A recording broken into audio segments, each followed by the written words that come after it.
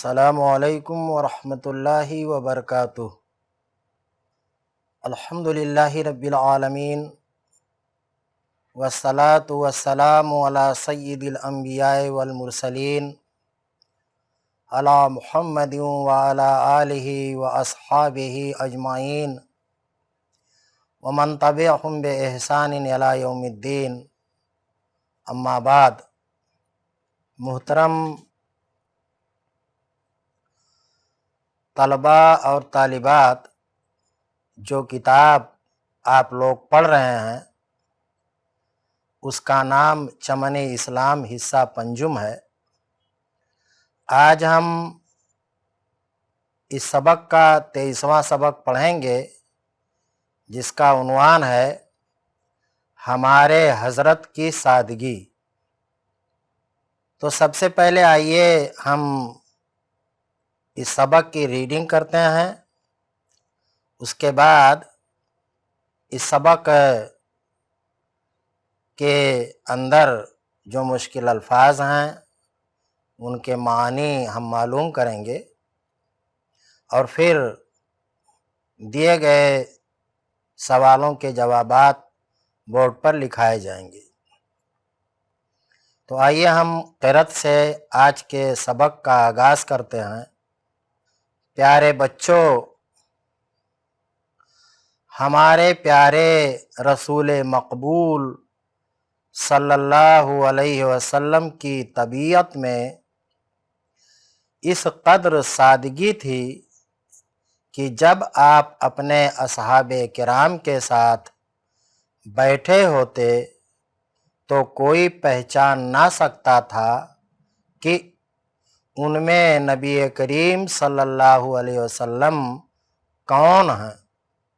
آپ نے دربار عام میں بیٹھنے کے لیے کوئی خاص نشستگاہ نہیں بنوائی تھی کہ جس سے آپ کو ممتاز پہچانا جا سکتا۔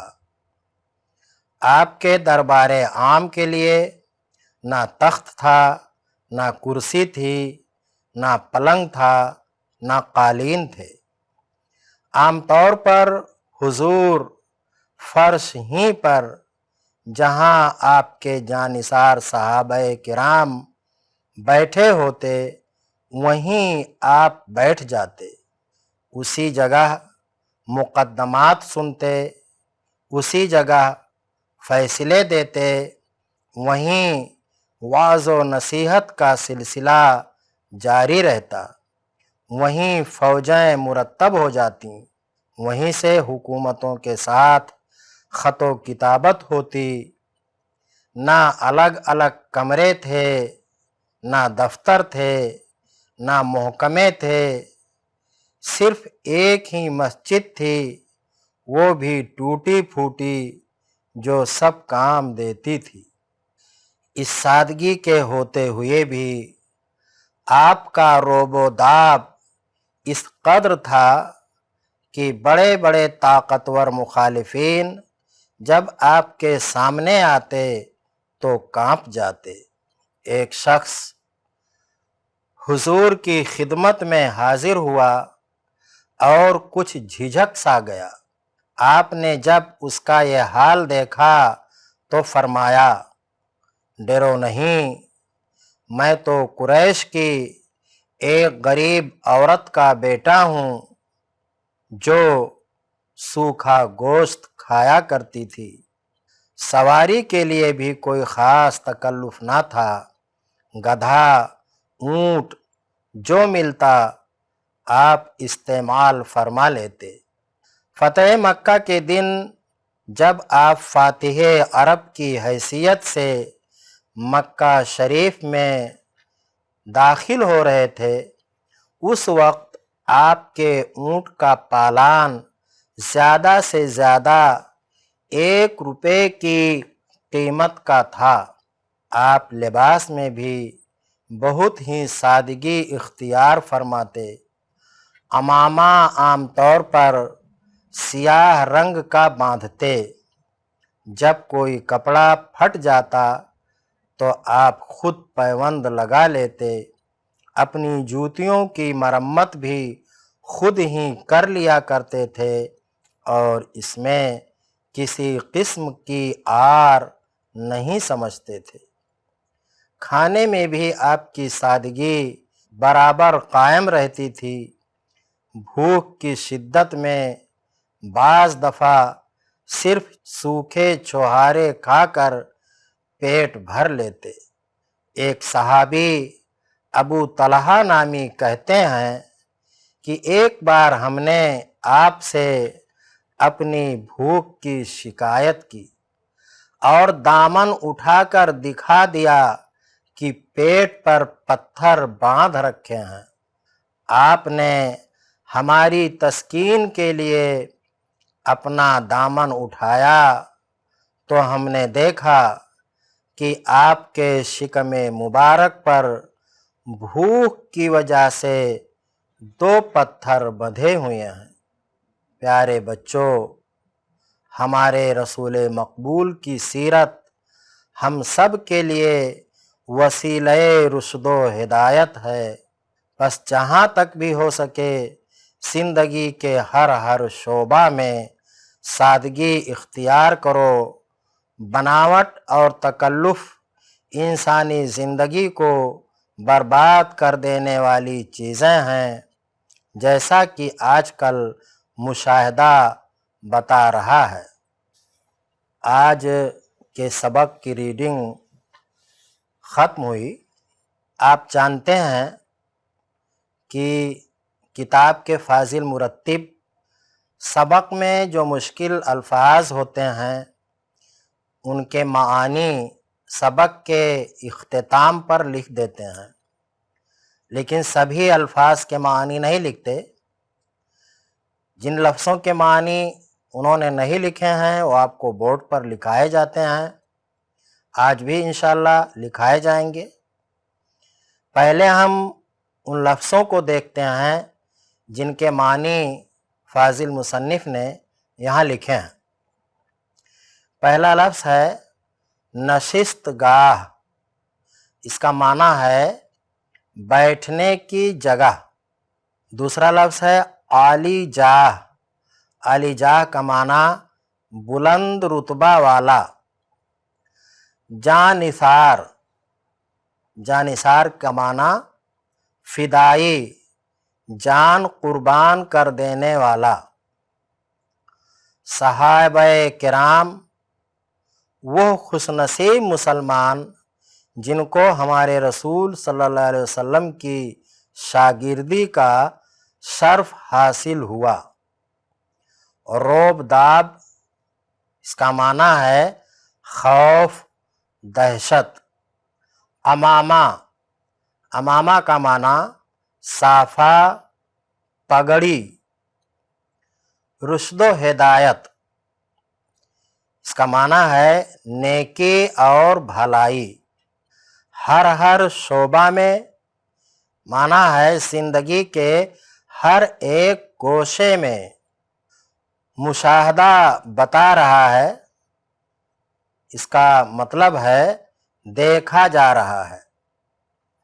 چند الفاظ ایسے ہیں جن کے معنی آپ کو بورڈ پر لکھائے جائیں گے، لہٰذا آپ سب لوگوں کو چاہیے کہ آپ اپنی اپنی کاپیاں اور قلم نکال لیں اور بورڈ پر جن لفظوں کو لکھا جا رہا ہے اور ساتھ میں ان کے معانی کو بھی لکھا جا رہا ہے، آپ انہیں اپنی اپنی کاپیوں پر نوٹ کر لیں اور بعد میں انہیں اچھی طرح سے آپ یاد کر لیں، تاکہ جب امتحان میں آپ سے پوچھا جائے تو آپ صحیح جواب دے کر کے اچھے نمبرات حاصل کر سکیں۔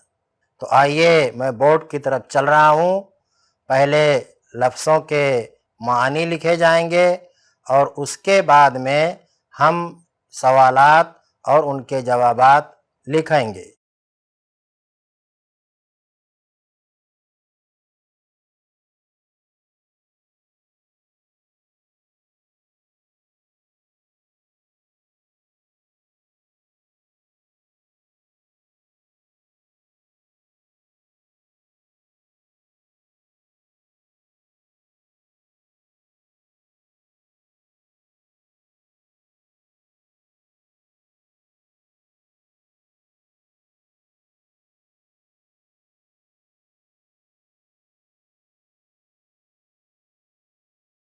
الفاظ اور معنی۔ پہلا لفظ ہے ممتاز،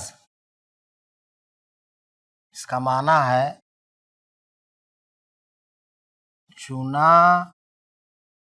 گیا۔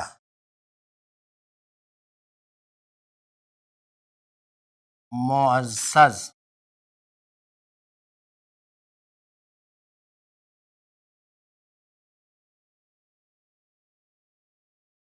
عالی مرتبت۔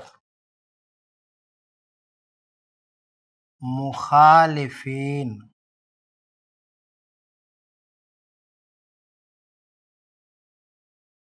معنی اس کا مخالفت کرنے والے۔ دشمن،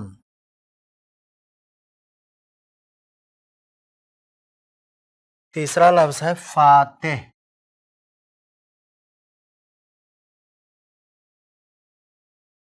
فاتح کے معنی فتح کرنے والا۔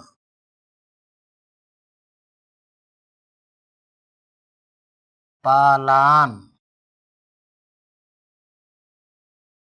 پالان کا معنی گدھے یا اونٹ کی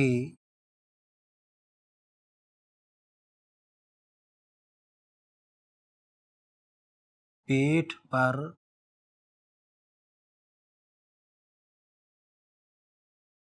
رکھی جانے والی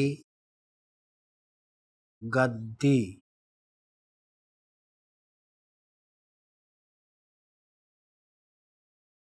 آر کے معنی شرم۔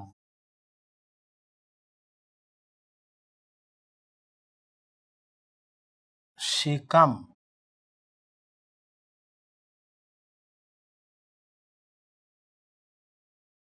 شکم کے معنی پیٹ۔ اس سبق کے متعلق جو مشکل الفاظ مجھے نظر آئے ان کے معنی بورڈ پر لکھے جا چکے ہیں۔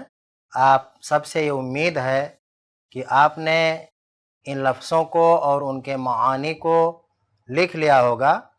اب سوال و جواب کی طرف بڑھتے ہیں۔ اس سبق کا پہلا سوال ہے، سوال نمبر 1، ہمارے نبی کریم صلی اللہ علیہ وسلم، ہمارے نبی کریم صلی اللہ علیہ وسلم جہاں فوجیں مرتب فرماتے تھے، جہاں فوجیں مرتب فرماتے تھے،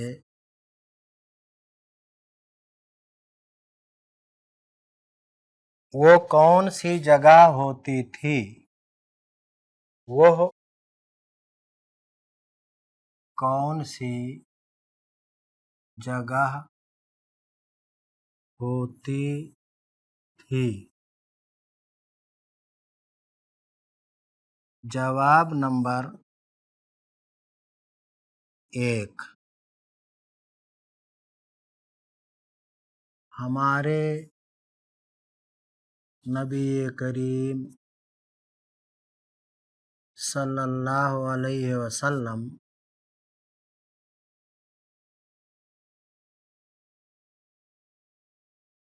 جس جگہ فوجیں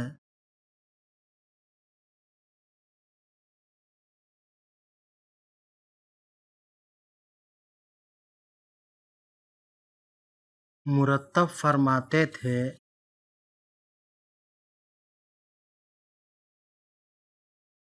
وہ جگہ مسجد نبوی تھی۔ سوال نمبر 2،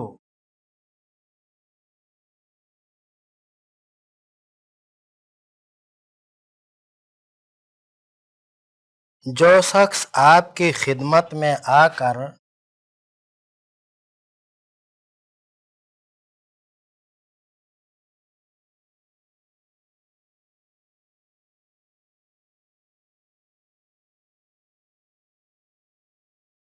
جھجک گیا تھا،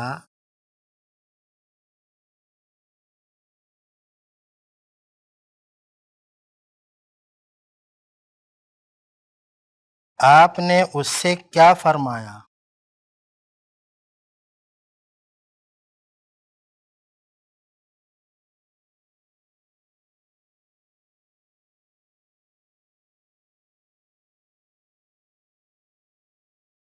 جواب نمبر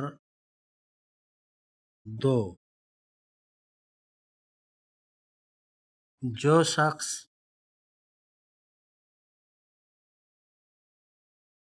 آپ کی خدمت میں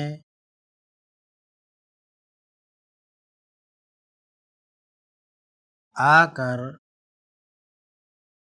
جھجک گیا تھا،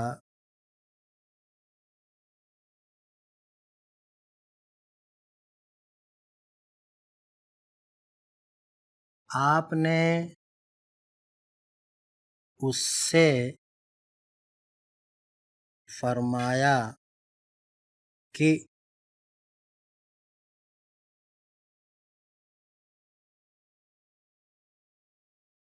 ڈرو نہیں،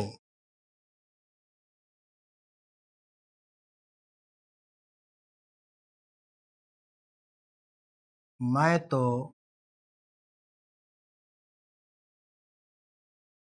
قریش کی ایک غریب عورت کا بیٹا ہوں،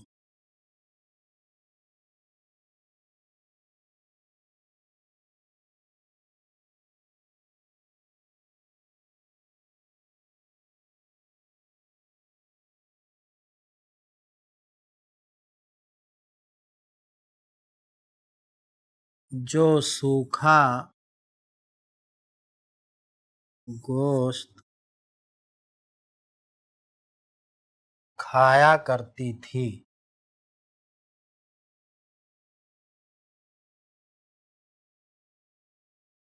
سوال نمبر 3،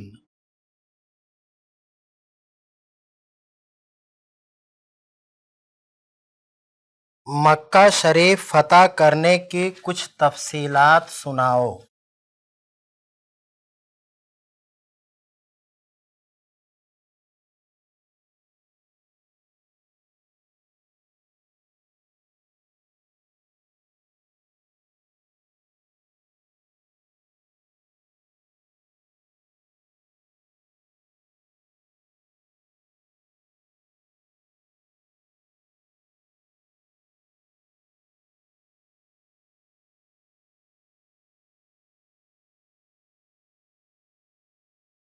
جواب نمبر 3،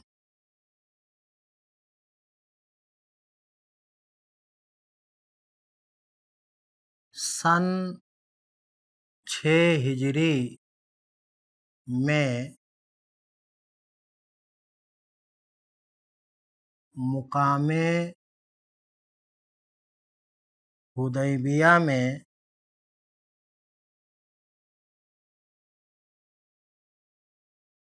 مسلمانوں اور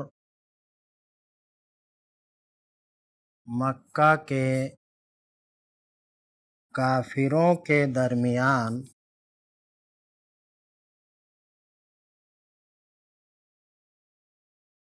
صلح ہوئی تھی۔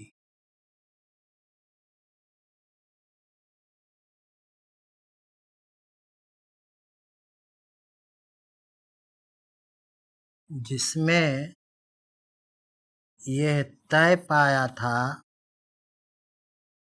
کہ اب ہمارے درمیان جنگ نہیں ہوگی۔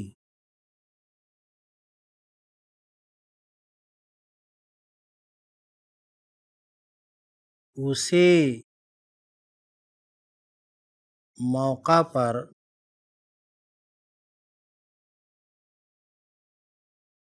یہ بھی طے ہوا تھا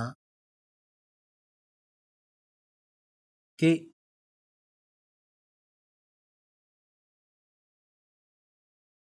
عرب کا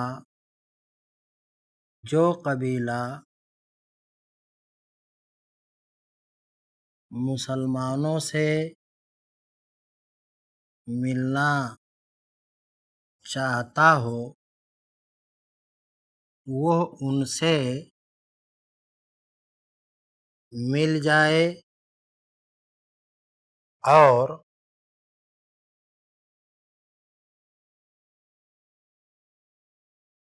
جو لوگ مشرکین مکہ سے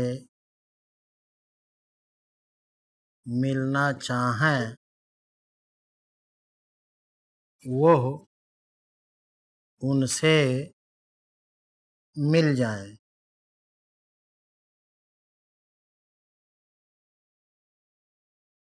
صلح کی اس دفعہ کی روح سے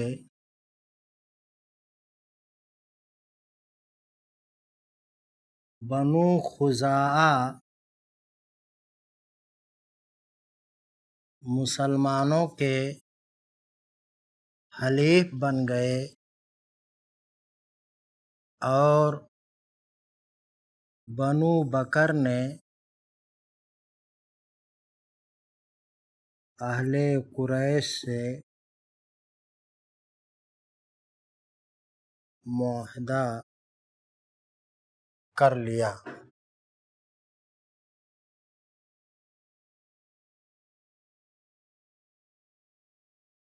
ابھی 2 سال کا عرصہ بھی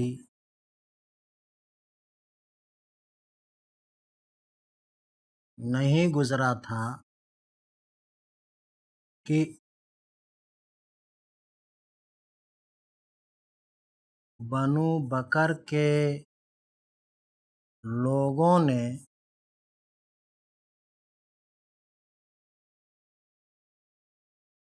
مشرکین مکہ کے ساتھ مل کر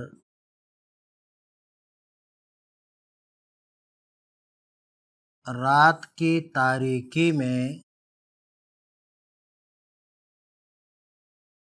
بنو خزاعہ پر حملہ کر دیا اور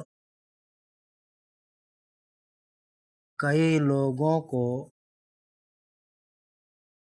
مار ڈالا۔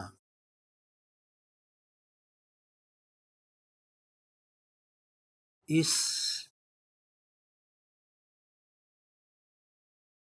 واقعہ کی اطلاع لے کر بنو خزاعہ کے کئی لوگ نبی اکرم صلی اللہ علیہ وسلم کی خدمت میں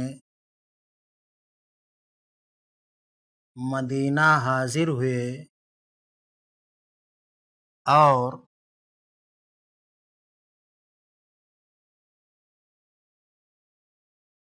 مدد کی گہار لگائی۔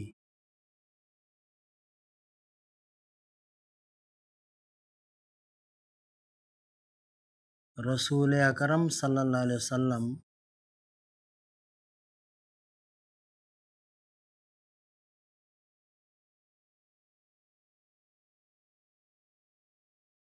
نے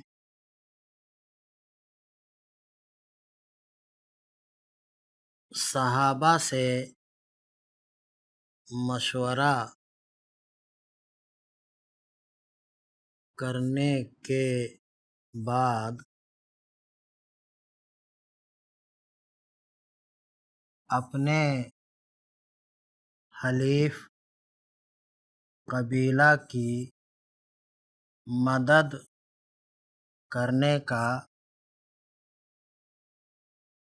عزیز بچوں، اس سوال کا جواب کافی طویل ہے. انشاءاللہ باقی جواب ہم اگلے سبق میں معلوم کریں گے. تب تک کے لیے اجازت دیں. انشاءاللہ کل پھر ہماری ملاقات ہوگی. السلام علیکم ورحمۃ اللہ.